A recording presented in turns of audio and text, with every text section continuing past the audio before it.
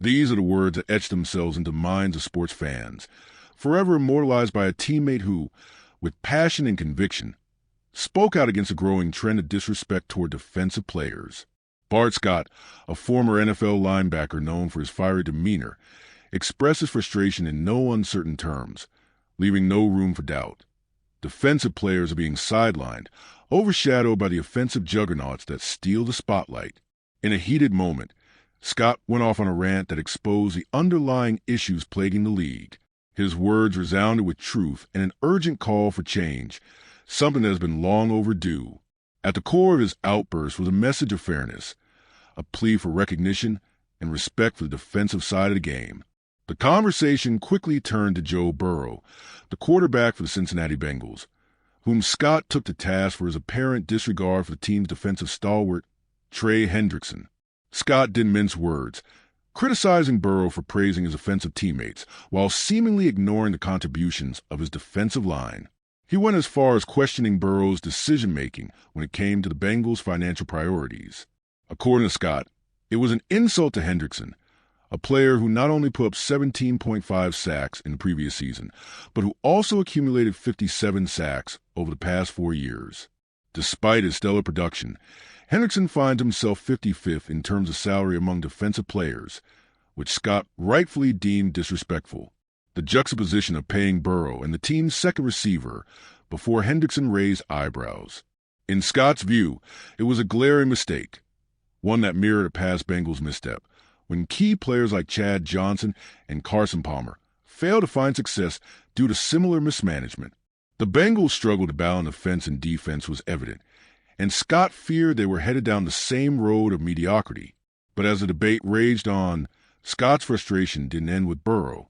It shifted to a broader critique of how the league, and particularly the Bengals, have treated their defense, which too often gets overlooked in favor of offensive stars. For Scott, this wasn't just a matter of money.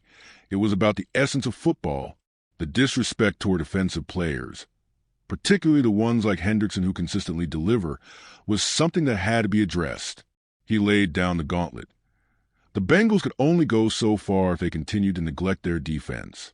The offensive powerhouses could only do so much. It was time for front office to make a stand and right the wrongs. The Bengals had made a major error by paying offensive stars first, hoping that their defense could patch up the cracks. But now, the cracks were turning into chasms. The conversation soon pivoted to the topic of divisional dominance and the changes to playoff seeding. Scott took issue with the proposal to award playoff spots based on the best records rather than division titles. His argument was rooted in fairness. Divisions like the one he had played in, where the Patriots were essentially given home games due to weak competition, made a mockery of such a system. Scott's point was simple. Winning the division should still matter most. Strength of schedule must be taken into account, as some teams were benefiting from weaker competition. His comparison to college football's MAC conference was pointed. A team could go undefeated and still not be seen as a true championship contender if their schedule was too weak. For Scott, the essence of football was rooted in earning a divisional title, and anything that diminished that was wrong.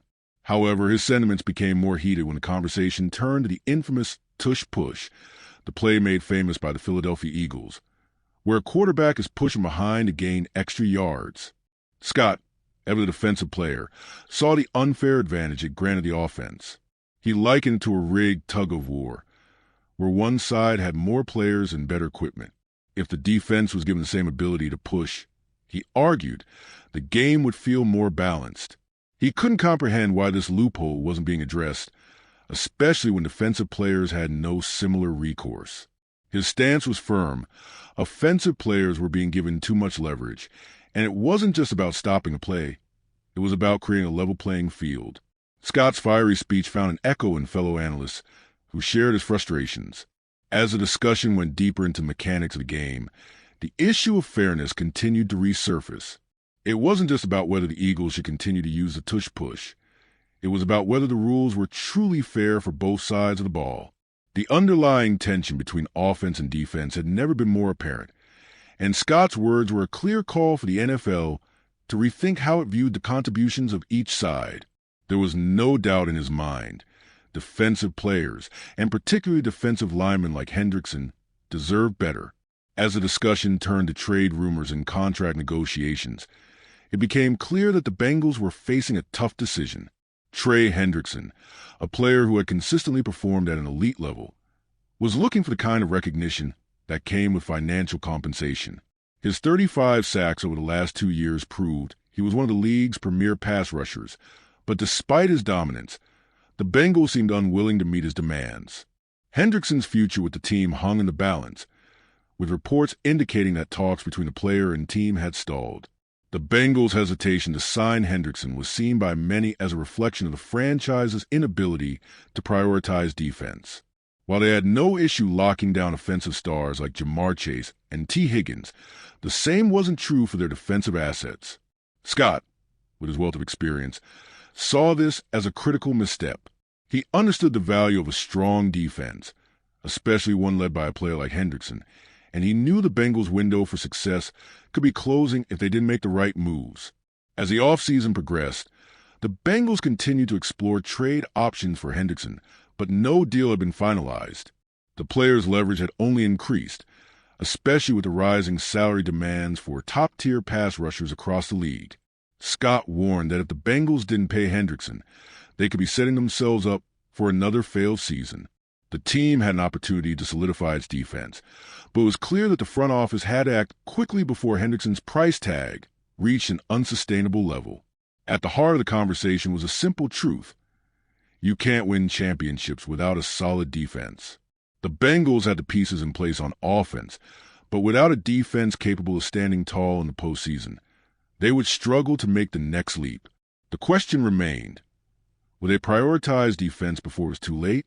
The clock was ticking, and the answers would determine whether the Bengals could finally become true contenders or remain on the outside looking in.